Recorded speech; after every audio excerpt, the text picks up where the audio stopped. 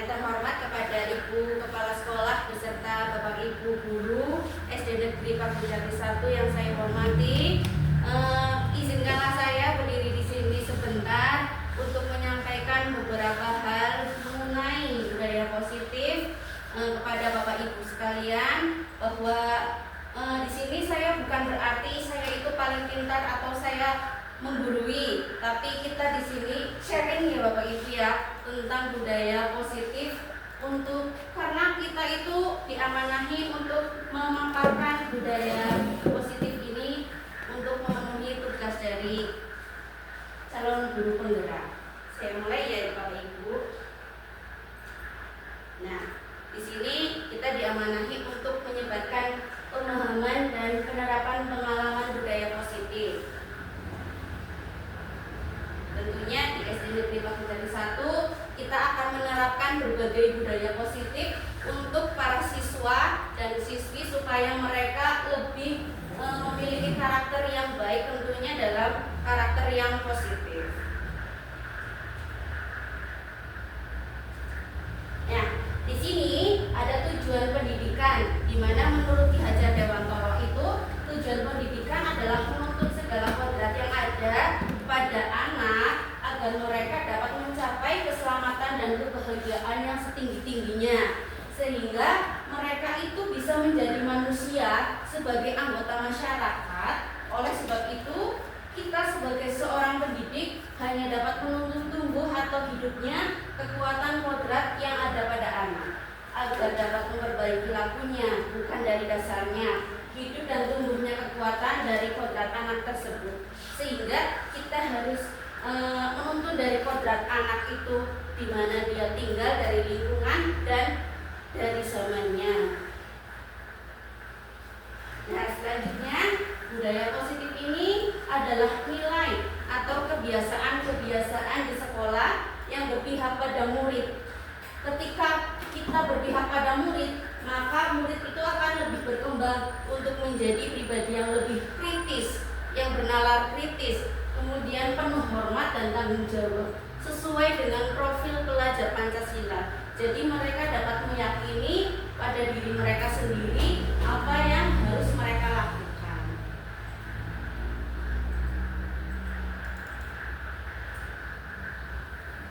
Selanjutnya ada beberapa konsep budaya positif.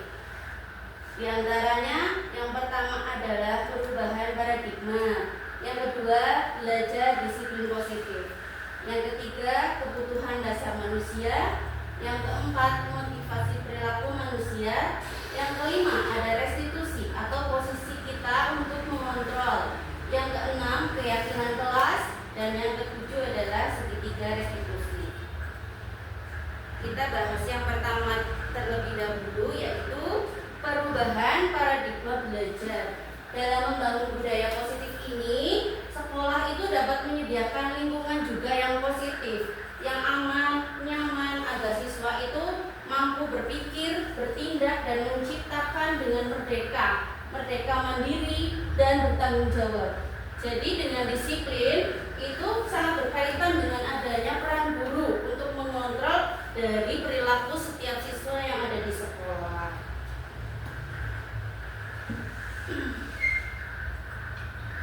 Selanjutnya di sini adalah ada contoh kegiatan. Ketika ada rekan A dan rekan B, di situ kita memulai mencoba. Ketika ada rekan A yang memiliki sesuatu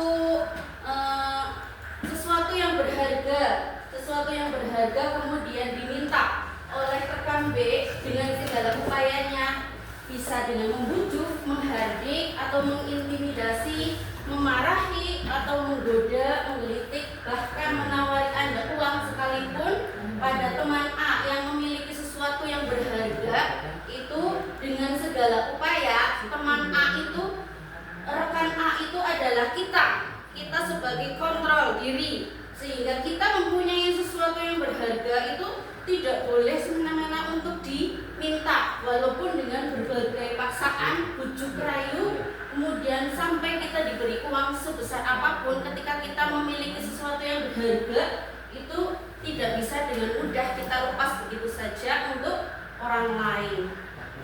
Jadi ketika kita memiliki sesuatu yang berharga, kita usaha ya Bapak Ibu ya untuk selalu mempertahankan apa yang kita punya supaya kita tidak tidak kehilangan yang berharga tersebut. Nah, perubahan paradigma belajar menurut teori kontrol dari ilusi kontrol dari Dr. William Glasser. Itu diantaranya ilusi guru mengontrol murid. Itu maksudnya adalah guru itu sebagai kontrol untuk muridnya. Yang kedua, ilusi bahwa semua penguatan positif, efektif dan bermanfaat. Yang ketiga, ilusi bahwa kritik dan membuat orang merasa bersalah dapat menguatkan karakter. Ilusi bahwa orang dewasa memiliki hak untuk memaksa. Itu merupakan perubahan paradigma dari belajar menurut Dr. William Glasser.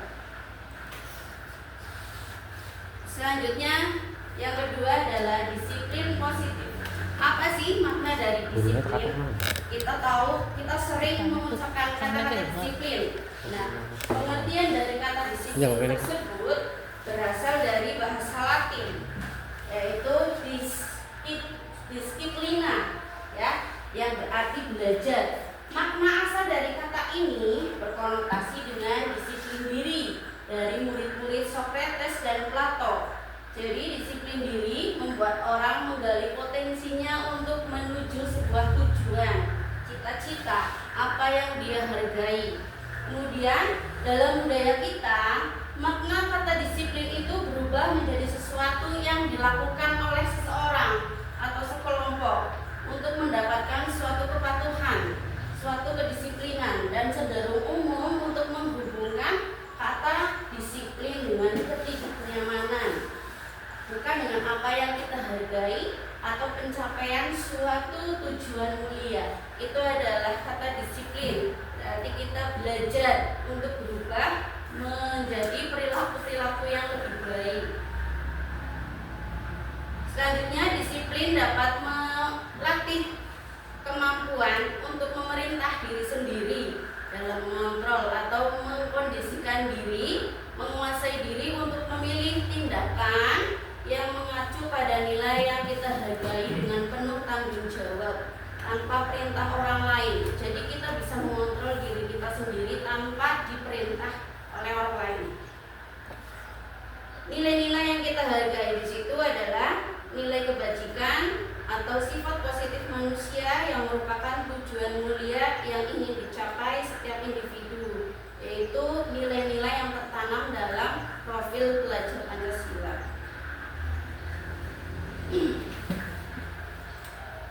Selanjutnya yang ketiga adalah kebutuhan dasar manusia. Setiap orang pasti memiliki kebutuhan nih Bapak Ibu. Nah, kita butuh makan, kita butuh sandal, kita butuh papan dan lain-lain. Tanpa kita memiliki kebutuhan, kita tidak dapat hidup dengan nyaman dan aman. Jadi seluruh tindakan manusia itu memiliki tujuan tertentu. Semua yang kita lakukan itu usaha terbaik untuk mendapatkan apa yang kita inginkan. Ketika kita mendapatkan apa yang kita inginkan, sebetulnya saat itu kita sedang memenuhi satu atau lebih dari suatu kebutuhan dasar kita. Jadi kita tahu bahwa ada 5 kebutuhan dasar manusia. Yang pertama adalah kebutuhan untuk bertahan hidup atau survival. Yang kedua, kasih sayang dan rasa diterima atau love and belonging. Selanjutnya ada kebebasan atau freedom, ada kesenangan atau fun, dan selanjutnya ada penguasaan atau power. Jadi ketika seorang murid melakukan suatu perbuatan atau tindakan masalah yang bertentangan dengan nilai kebajikan atau melanggar peraturan, itu adalah sebenarnya anak-anak yang sedang memenuhi kebutuhan dasar mereka yang gagal. Jadi ada beberapa kebutuhan dasar mereka yang gagal di sini, sehingga mereka berbuat atau berperilaku yang tidak sesuai dengan peraturan. Selanjutnya di sini ada kasus ketika ada Bulia sebagai guru kelas 6 di SD Permai sedang bingung menghadapi ulah salah satu murid di kelas bernama Agus. Beberapa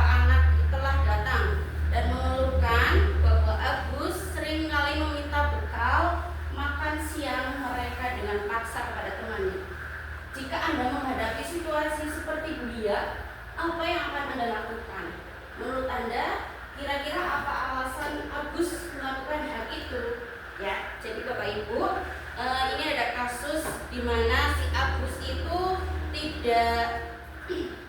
tidak membawa bekal, sehingga Agus meminta makan siang dengan paksa kepada teman-temannya. Di sini kira-kira kebutuhan Agus itu yang kurang, yang gagal itu di kebutuhan manusia yang apa nih Bapak Ibu?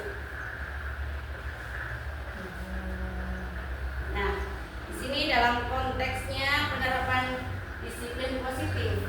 Ketika Ibu Ria mencari tahu alasan Agus mengapa melakukan tindakan agar mengetahui kebutuhan mana yang sedang berusaha dipenuhi oleh Agus.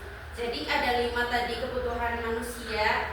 Yang pertama, bisa jadi Agus lapar dan orang tuanya tidak membawakan bekal makan siang. Jadi di situ ada kebutuhan Agus pada kebutuhan bertahan hidup karena tidak diberi bekal oleh orang tuanya. Yang kedua, teman Agus jadi perhatikan Agus. Kenapa perhatian kepada Agus? Karena dia itu meminta dengan kasar, ya, meminta dengan kasar. Jadi teman-temannya itu memperhatikan ada apa sebenarnya. Yang ketiga, dia merasa hebat karena temannya jadi takut dan menuruti keinginannya. Berarti di sini ada kebutuhan powernya Agus untuk merasa dia yang paling mempunyai kuasa, sehingga teman-temannya itu menakuti dan memberi makan siang tersebut. Di situ adalah kebutuhan dasar dari Agusnya. Yang selanjutnya, Agus merasa bosan dengan bekal yang dibawakan oleh orang tuanya karena selalu bekal yang sama. Jadi Agus membutuhkan kebebasan. Bebas berarti ingin yang bervariasi, tidak hanya itu saja. Misalnya di hari kemarin diberi bekal sayur kangkung, hari ini sayur kangkung lagi. Jadi Agus itu ingin berganti menu. Itu ada di situ kebutuhan si Agus tersebut. Yang kelima, Agus hanya iseng dan dia menikmati ekspresi wajah teman yang kesal. Jadi ada beberapa kemungkinan ketika Agus meminta paksa makan siang pada teman-temannya karena ada salah satu kebutuhan dari Agus itu yang gagal terpenuhi.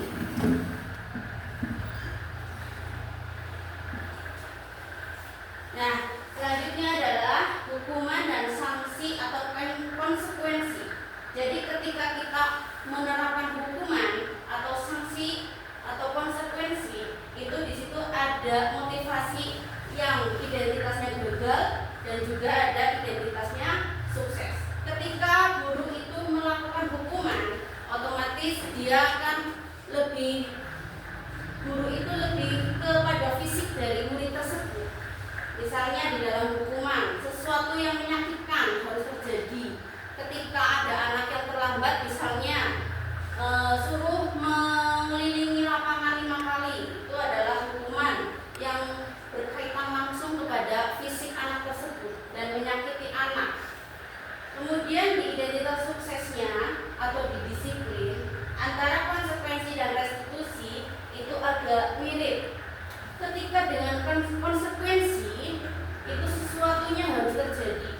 Apapun yang anak sudah lakukan, konsekuensinya harus dipenuhi. Misalnya menumpahkan air minum di dalam kelas. Konsekuensinya adalah anak harus mengepel atau membersihkan rumah kelas tersebut. Kemudian dengan adanya restitusi itu adalah sebuah pilihan. Jadi dengan adanya restitusi itu anak lebih memilih apa yang harus dia lakukan, dan kita sebagai seorang guru lebih membimbing kepada anak tersebut mencari solusinya, mencari pemecahannya agar anak tidak merasa tersakiti atau tidak trauma atau tidak merasa menghardik. Itu adalah identitas sukses. Kemudian dengan adanya hukuman, itu anak juga tidak merasa nyaman ketika di sekolah. Anak untuk jangka ini berarti untuk jangka panjangnya, berarti tadi ada rasa trauma ketika berangkat kesiangan. Itu tadi suruh keliling, misalnya keliling halaman 5 kali.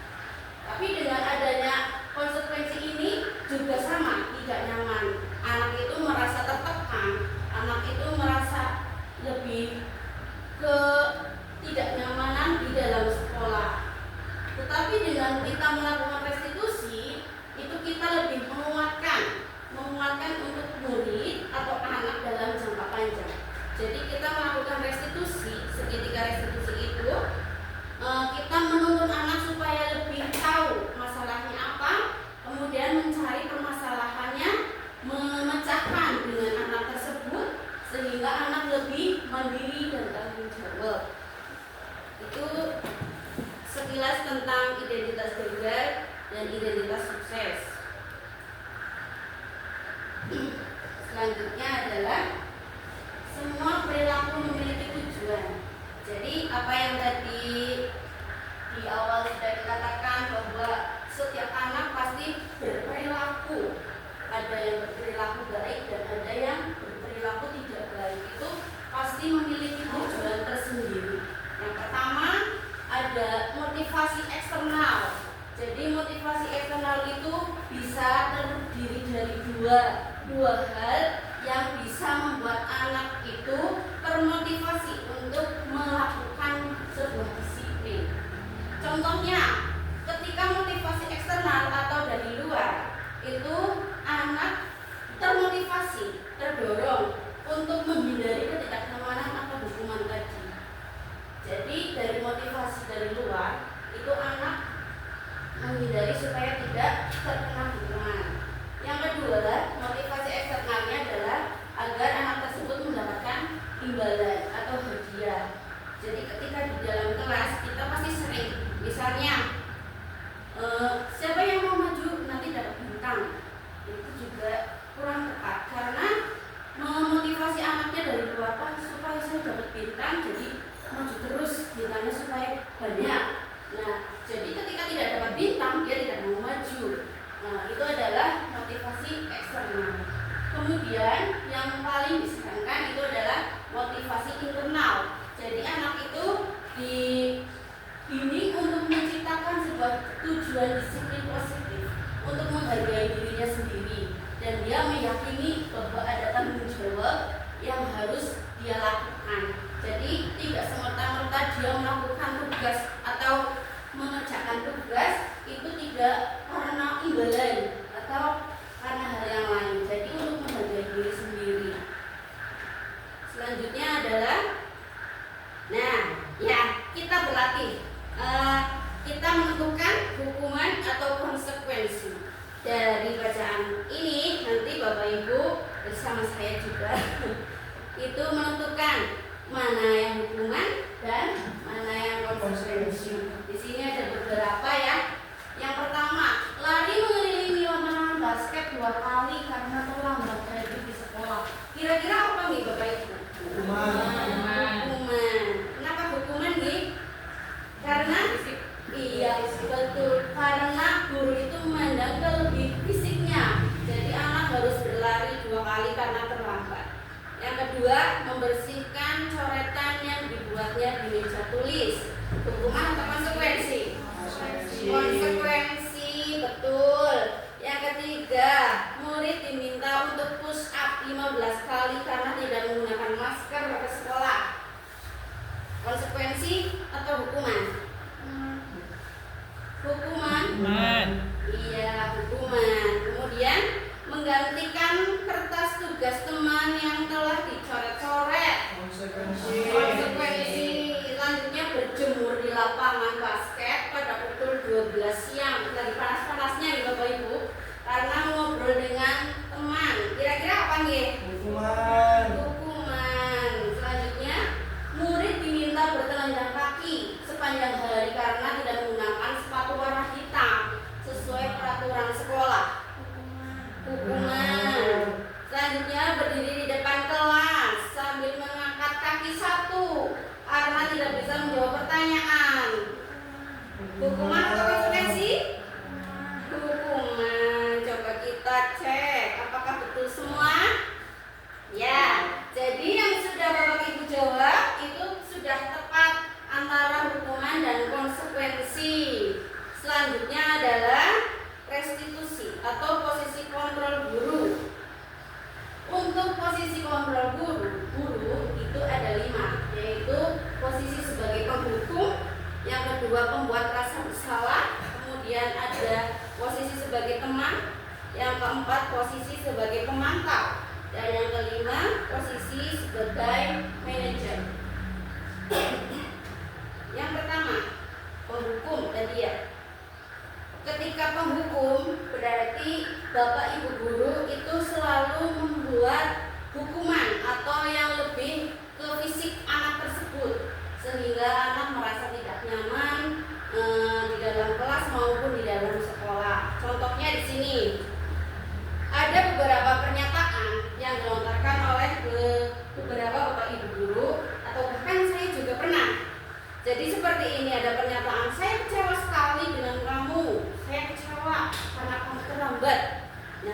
itu adalah contoh dari kita sebagai pembuat orang yang merasa bersalah. Jadi ketika kita menerapkan seperti itu kepada anak, memang kurang tepat, karena anak itu merasa, iya saya salah, saya tidak akan mengulangi. Nah, dari rasa kesalahan itu siswa akan muncul rasa mungkin minder dan tidak percaya diri ketika akan masuk kelas. Contoh yang berikutnya adalah kamu tidak pernah benar melakukannya, selalu salah. Nah, ini adalah contoh kontrol guru sebagai penghukum. Berarti seperti menghardik anak itu tidak pernah benar melakukan suatu tugasnya. Jadi kontrolnya sebagai penghukum. Kemudian ketika kontrol gurunya sebagai teman, itu contoh pernyataannya adalah, ayolah lakukan demi ibu agar ibu tidak dimarahi kepala sekolah. Nah, itu adalah contoh sebagai kontrol guru sebagai teman. Selanjutnya, apakah kamu mau mendapatkan stiker bintang hari ini? Nah, jadi di sini kontrol gurunya sebagai pemantau. Berarti dalam pembelajaran itu selalu memantau, selalu menghitung berapa kesalahannya, berapa kali dia maju atau berapa kali dia terlambat. Itu sebagai pemantau. Selanjutnya adalah sebagai manajer. Bagaimana kamu bisa menyelesaikan masalah ini? Berarti kita membimbing anak untuk menyelesaikan masalah secara bersama-sama.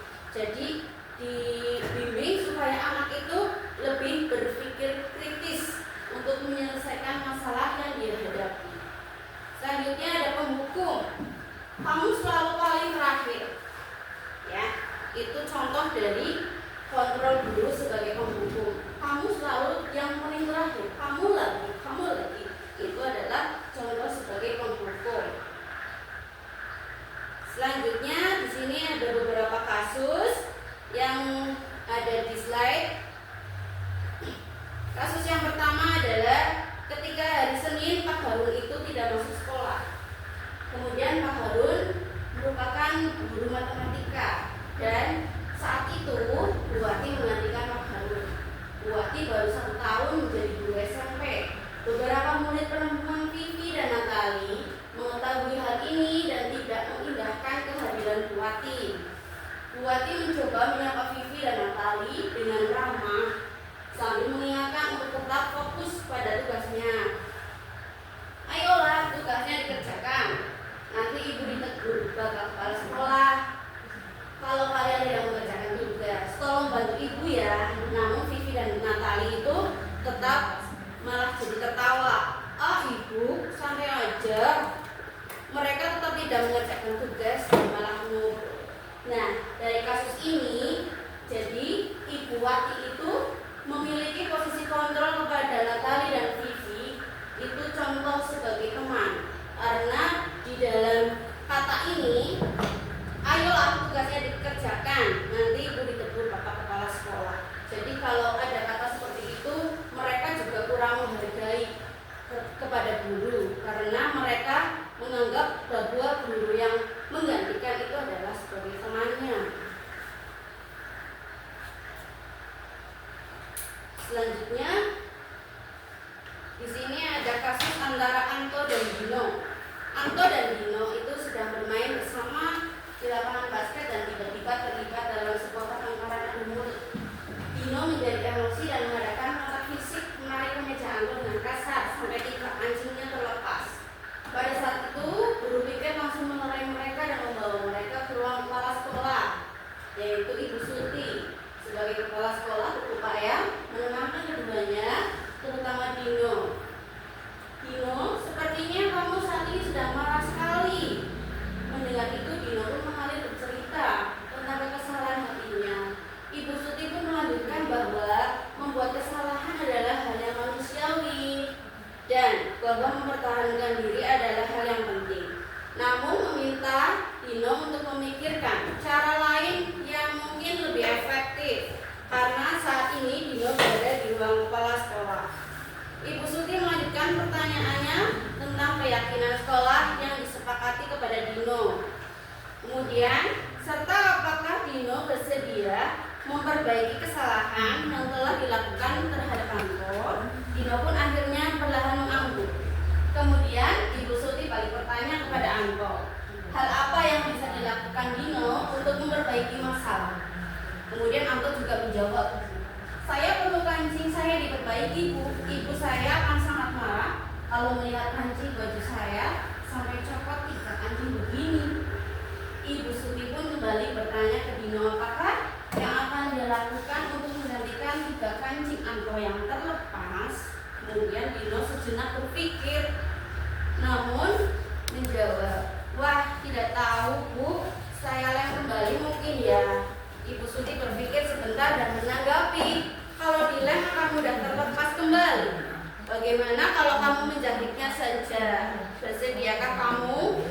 Dino tampak ragu-ragu dan menanggapi menjahit. Mana saya tahu bahwa menjahit, Bu. Bagaimana menjahit itu? Ibu Suti meneruskan, apakah kamu bersedia belajar menjahit? Nah, di situ Ibu Suti juga menawarkan untuk berlatih dengan Pak Irfan sebagai guru tata busana. Dino kembali diam sejenak, memandang meja Anto yang tanpa kancing. Nah, di situ akhirnya Dino mengangguk tanda menyetujui, dan sepanjang siang itu Dino belajar menjahit untuk memperbaiki kemeja Anto. Terakhir kali terlihat kedua anak laki-laki tersebut, Dino dan Anto, pada jam pulang. Mereka sudah bercengkrama dan bersendagurau kembali. Sehingga di sini Ibu Suti sudah menerapkan posisi kontrol sebagai manajer, karena mereka saling berinteraksi dan berkomunikasi untuk menyampaikan masalah dan menyelesaikan masalah dengan bersama-sama.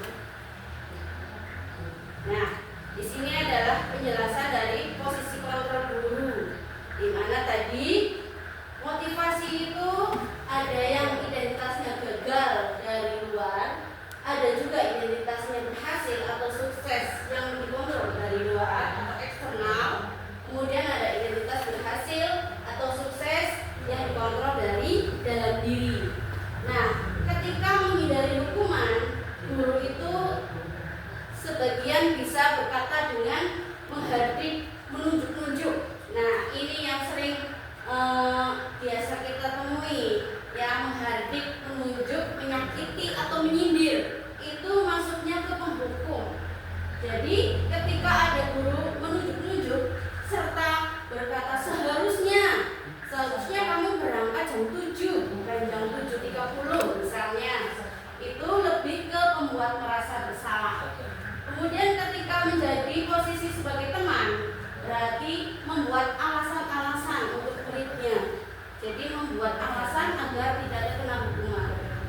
Nah, ketika sebagai pemantau, itu guru selalu menghitung atau menghitung dari keterlambatan,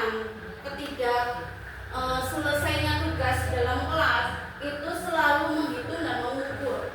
Jadi ketika guru menjadi pemantau, itu selalu memantau anak itu, berapa kali dia tidak berangkat, berapa kali dia terlambat, dan lain-lain.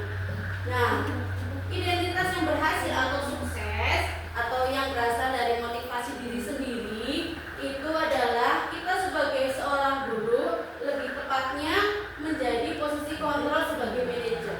Karena di sini kita mengajukan berbagai pertanyaan-pertanyaan dan memberikan solusi dengan didiskusikan bersama-sama dengan siswa agar siswa itu menjadi dirinya sendiri dan mandiri serta tanggung jawab terhadap kesalahan yang telah ia perbuat. Jadi menguatkan pribadi untuk lebih tidak mengulangi kesalahan lagi.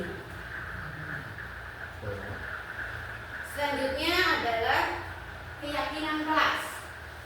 Keyakinan kelas adalah nilai-nilai kebajikan atau prinsip-prinsip universal yang disepakati bersama secara universal, lepas dari perbedaan agama, suku, negara, dan bahasa. Itu adalah berdasarkan menurut Lawson pada tahun 1998.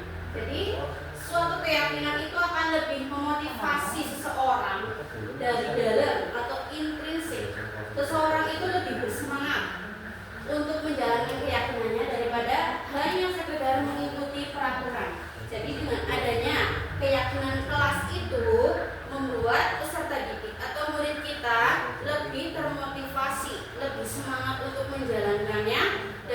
meyakini bersama-sama tanpa mengindahkan peraturan itu. Jadi tidak terpaksa melakukan sebuah peraturan itu.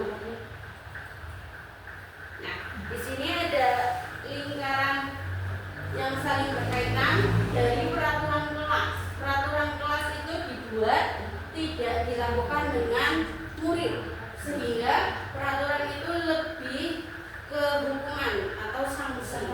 Sehingga dengan adanya peraturan kelas mungkin murid kita lebih tidak nyaman karena ada peraturan itu.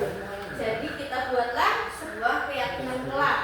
Keyakinan kelas yang diyakini bersama-sama, kemudian dilaksanakan bersama-sama untuk menciptakan lingkungan yang positif. Ketika lingkungan itu sudah positif, berarti di lingkungan sekolah itu akan menjadi budaya positif yang sudah terus-menerus dilakukan.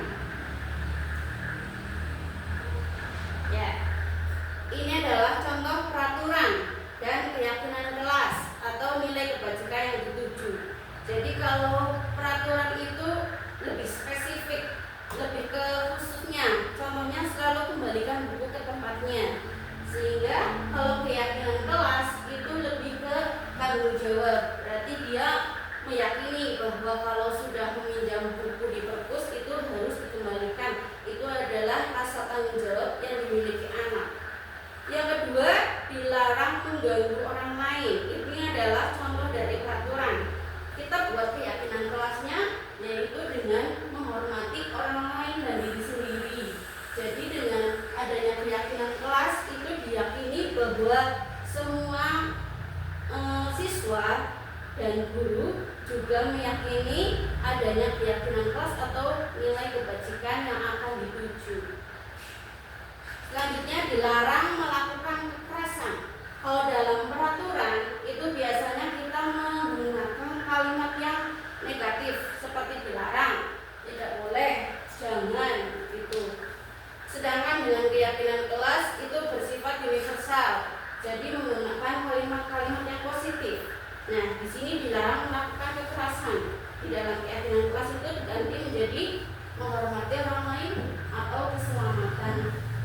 Dilarang menggunakan narkoba itu berarti kita meyakini bahwa adanya kesehatan dalam diri kita harus dijaga. Bergantian atau menunggu giliran, berarti kita juga meyakini untuk menghormati orang lain dan melatih kesabaran peserta didik atau murid kita. Kemudian gunakan masker. Nah, tanpa diperintah, kalau sudah ada memotivasi dari dalam, itu anak akan secara otomatis melakukannya.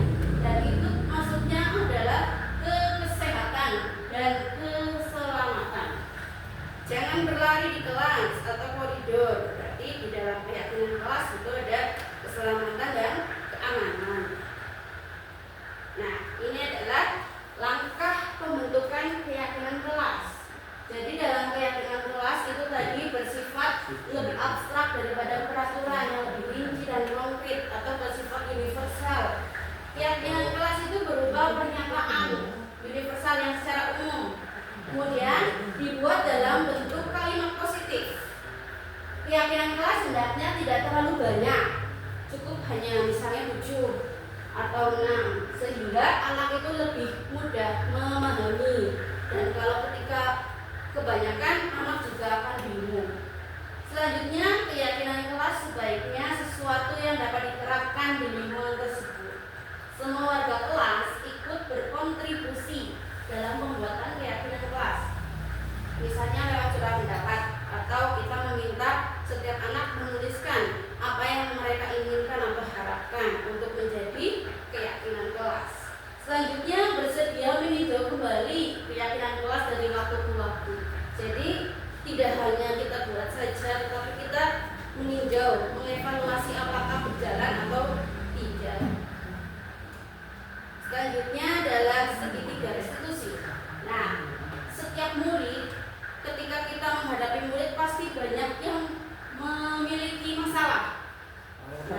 Nah, ketika murid itu berperilaku tadi ya ada sesuatu kebutuhan dasar manusianya yang tidak terpenuhi.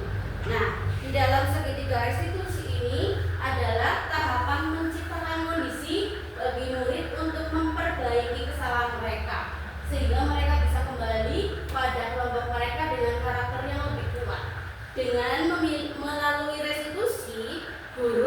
dapat membantu murid menjadi lebih memiliki tujuan, disiplin positif, serta memulihkan dirinya setelah berbuat salah. Yang kedua, membantu murid untuk jujur pada diri sendiri dan mengevaluasi dampak dari kesalahan yang dilakukan, memberikan penawaran, bukan paksaan. Jadi memberikan sebuah solusi, bukan sebuah paksaan untuk melakukan hukuman. Ini adalah tahapannya segitiga restitusi. Yang pertama, tahapannya adalah menstabilkan identitas. Ketika kita menstabilkan identitas, kita bertanya kepada murid, berbuat salah itu tidak apa-apa nak, tidak ada manusia yang lebih sempurna. Saya juga pernah melakukan, misalnya guru juga pernah melakukan kesalahan. Kita bisa menyelesaikan ini. Jadi bapak ibu itu tidak lebih mencari siapa yang salah, tetapi mencari solusi yang salah. Di sini ketika murid diberi pernyataan seperti itu saja sudah agak tidak terlalu menggebu-gebu ketika dia berbuat salah. Kamu berhak merasakan begitu, sehingga dia distabilkan dulu identitasnya. Kemudian yang kedua adalah validasi tindakan yang salah. Dengan mengucapkan atau pernyataan seperti ini, kamu pasti punya alasan mengapa kamu melakukan semua ini. Itu adalah validasi tindakan yang salah, menggunakan kalimat yang lebih ke siswa tidak terlalu menghardik atau menghukum. Kamu patut bangga pada dirimu sendiri karena kamu telah melindungi sesuatu yang penting buat kamu. Selanjutnya, setelah validasi, itu yang ketiga, menanyakan keyakinan yang telah dibuat bersama-sama untuk meyakini dengan pernyataan apa yang kita percaya sebagai kelas atau keluarga, atau juga dengan bisa kalimat apa sih nilai-nilai umum yang kita telah sepakati, kemudian apa bayangan kita tentang kelas yang ideal. Kamu mau jadi orang yang seperti apa? Dengan kalimat seperti itu kita meyakinkan, menanyakan keyakinan kepada murid. Nah, ini adalah contoh segitiga restitusi yang saya lakukan.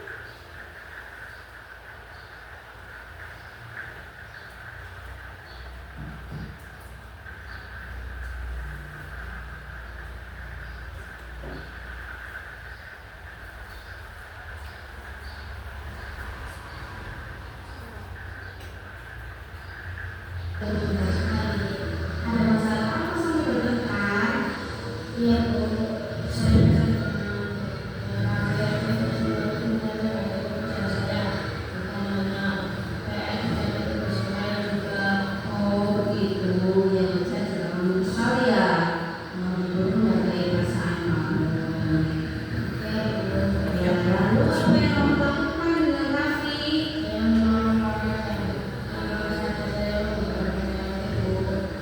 apakah dengan marah dan berpijak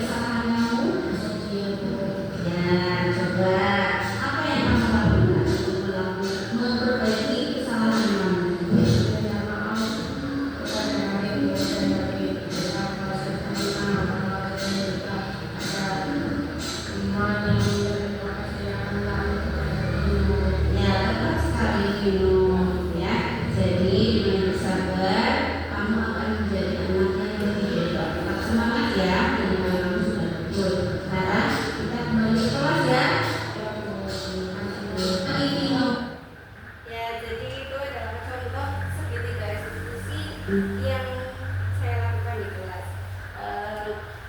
Saya pikir cukup sekian materi yang bisa saya sampaikan. Saya mohon maaf yang sebesar-besarnya apabila mengganggu waktu Bapak Ibu, terdapat kata-kata atau tutur kata yang kurang baik. Saya mohon maaf. Saya akhiri dengan taufik wal hidayah. Wassalamualaikum warahmatullahi wabarakatuh.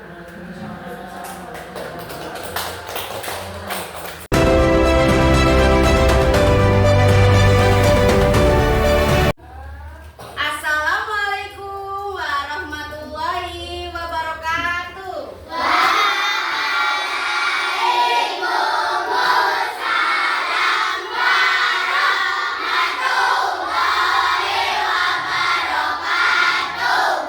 Selamat pagi anak-anak hebat. Bagaimana kabarnya kalian? Alhamdulillah. Coba untuk memulai kita tepuk semangat dulu ya. Bisa semuanya? Tepuk semangat.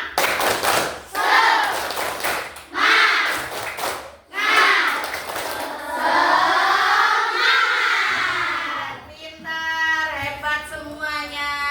Karena kita sudah semangat, kita pasti harus fokus ya. Harus fokus dan konsentrasi. Hari ini Bu Guru akan membuat keyakinan kelas bersama kalian semua. Coba sebelum Bu Guru membuat keyakinan kelas atau kesepakatan kelas, apa yang kalian ketahui tentang keyakinan kelas? Keyakinan kelas itu apa sih? Yo.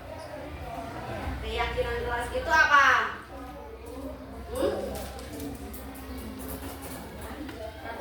Peraturan, apalagi? Apalagi coba? Apa?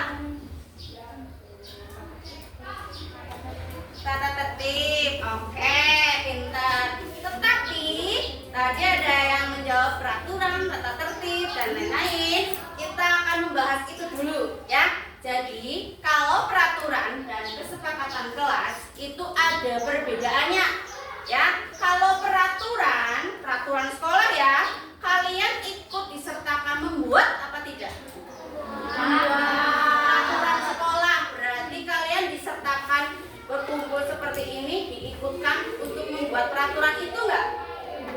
Tidak ya.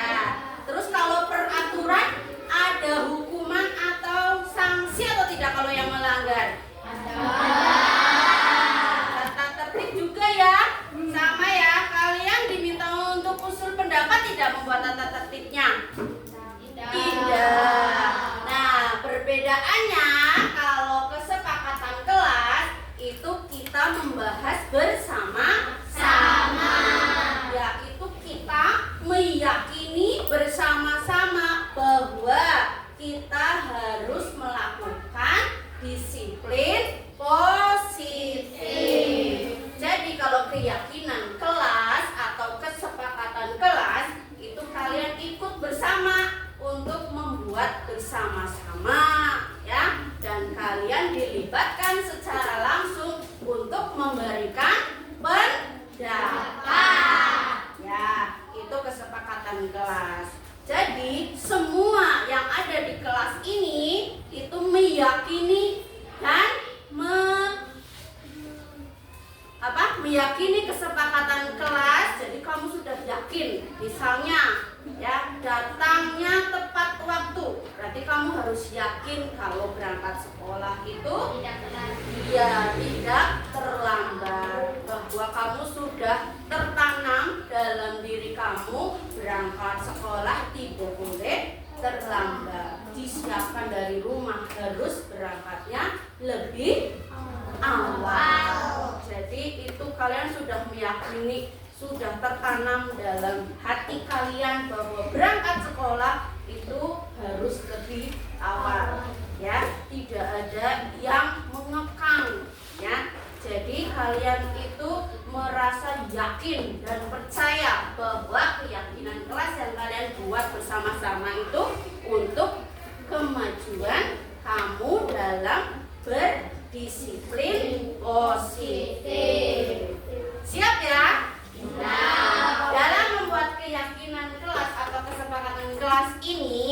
Bu Guru nanti akan membagikan satu orang satu kertas, ya.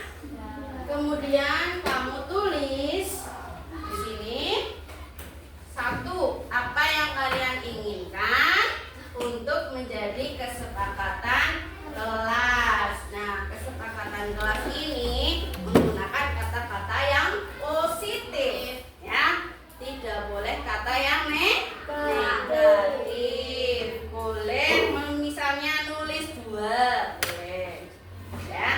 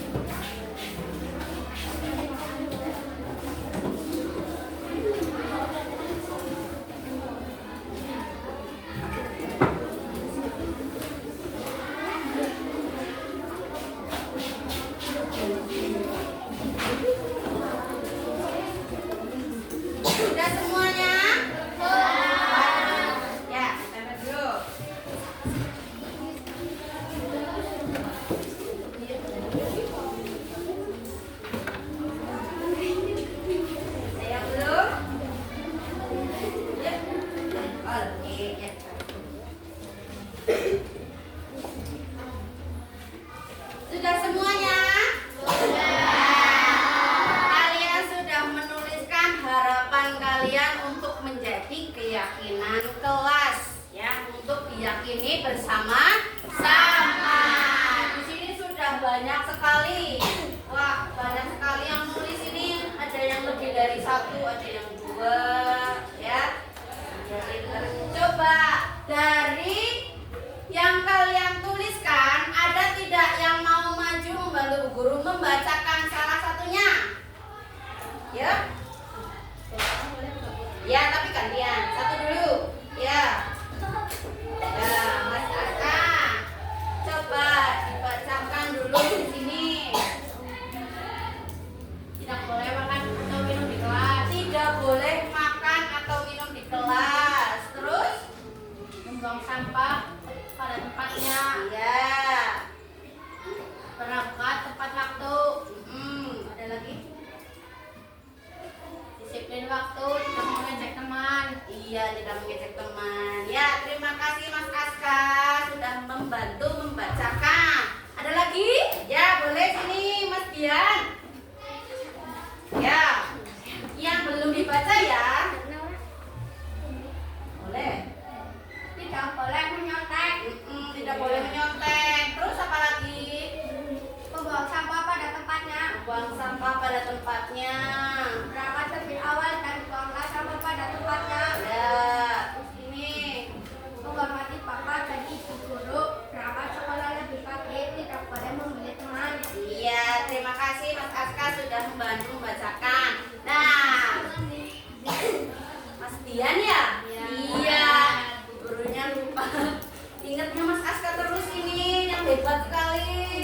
Ya, jadi yang sudah kalian tulis di situ kan ada kata tidak boleh, ya.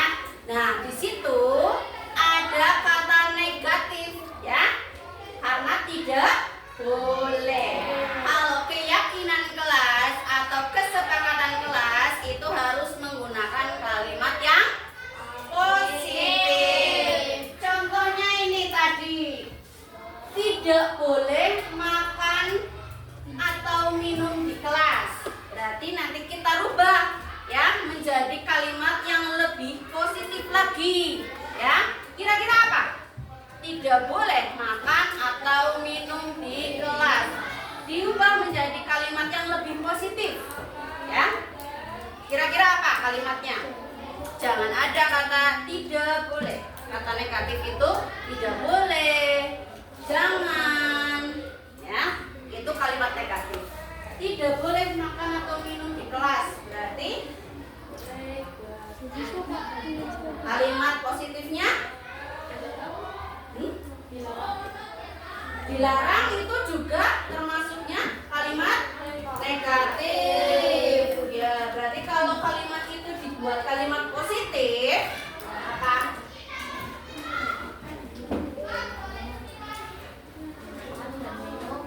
Di luar kelas. Ya, makan dan minum itu di luar kelas, ya. Jadi kalimat positif itu tidak boleh ada dilarang. Tidak boleh. Jangan. Nah, satu kita sudah dapat tadi ya. Makan dan minum makan dan minum di luar kelas.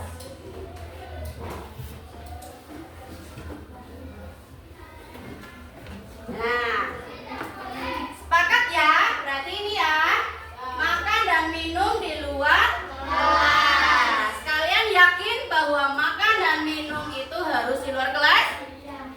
Iya. Karena untuk apa? Supaya Kelas menjadi bersih. iya, kelasnya menjadi bersih. Berarti kita harus menjaga lingkungan.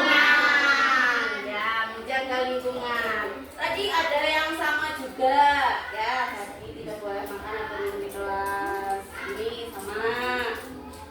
Kemudian tidak boleh merusak barang yang ada di kelas. Tidak boleh merusak barang yang ada di kelas. Berarti harus menggunakan kalimat positif. Diubah menjadi kalimat lebih positif, lebih baik lagi. Coba, tidak boleh merusak barang yang ada di kelas. Dengan kalimat positif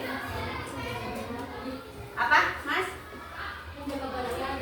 Menjaga, ya, menjaga fasilitas kelas. Ya, yang nomor 2, menjaga fasilitas kelas.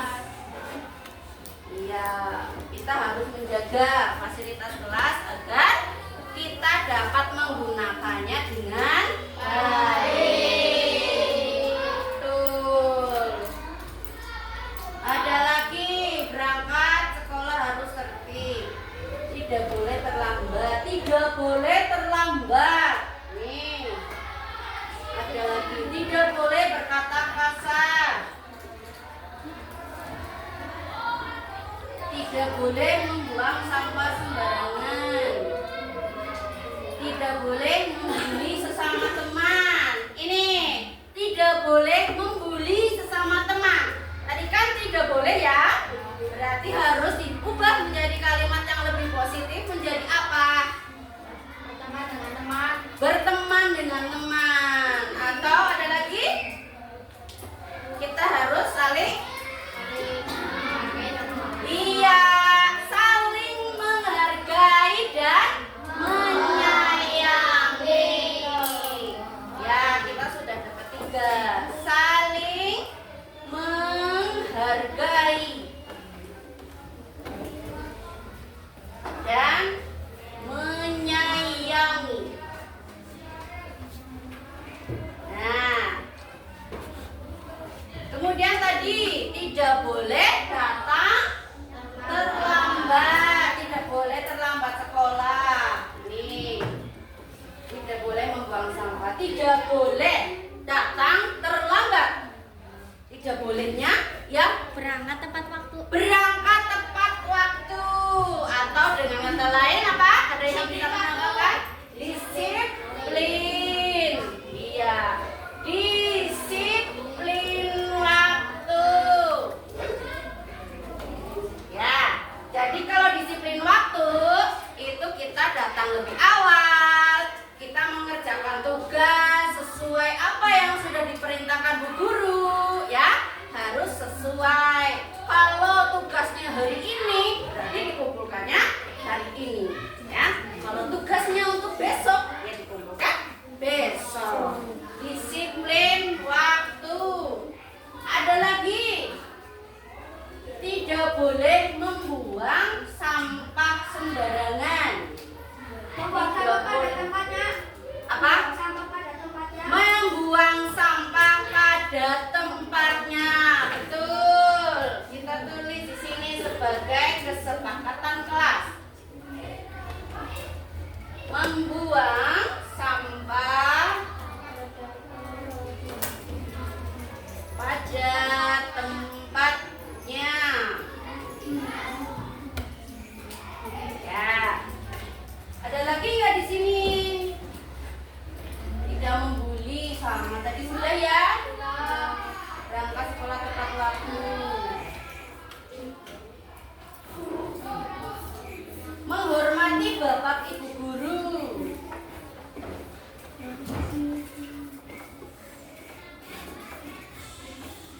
Menghormati bapak ibu guru. Sepakat atau tidak? Kita tulis ya. Menghormati guru. Menghormati guru. Ada lagi tidak ya? Coba. Menaati peraturan. Tadi sudah. Tidak mengejek teman.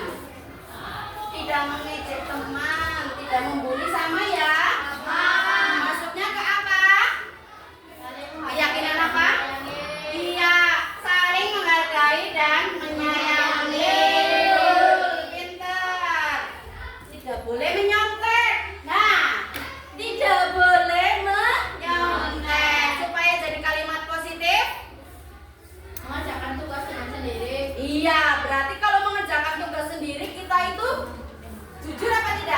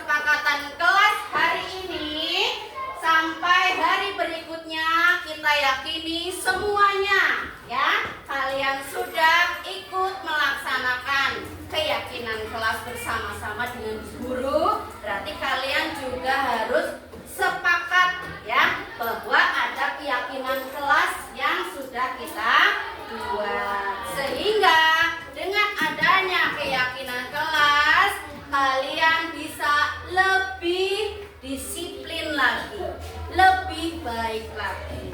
Oke, semangat? Oke. Ya, sekali lagi tepuk semangat.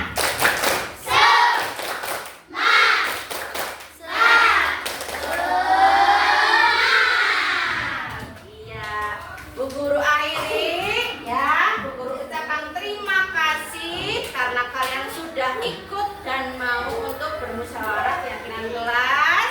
Ya, Bu Guru akhiri. Wassalamualaikum warahmatullahi wabarakatuh.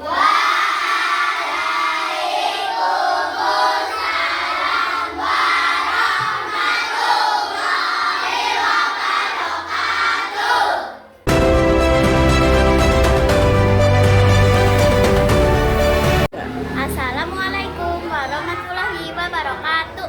Perkenalkan, nama saya Kansa Sabila. Saya kelas 6. Saya sangat senang sekali diajak diskusi bersama Bu Guru dalam pembuatan keyakinan kelas. Semoga dengan adanya keyakinan kelas ini kami menjadi lebih disiplin dan tanggung jawab. Terima kasih. Assalamualaikum warahmatullahi wabarakatuh. Perkenalkan, nama saya Divina Luna Bahan, kelas 6. Saya sangat senang sekali diajak diskusi bersama Bu Guru dalam pembuatan keyakinan kelas. Semoga dengan adanya keyakinan kelas ini kami menjadi lebih disiplin dan tanggung jawab. Terima kasih.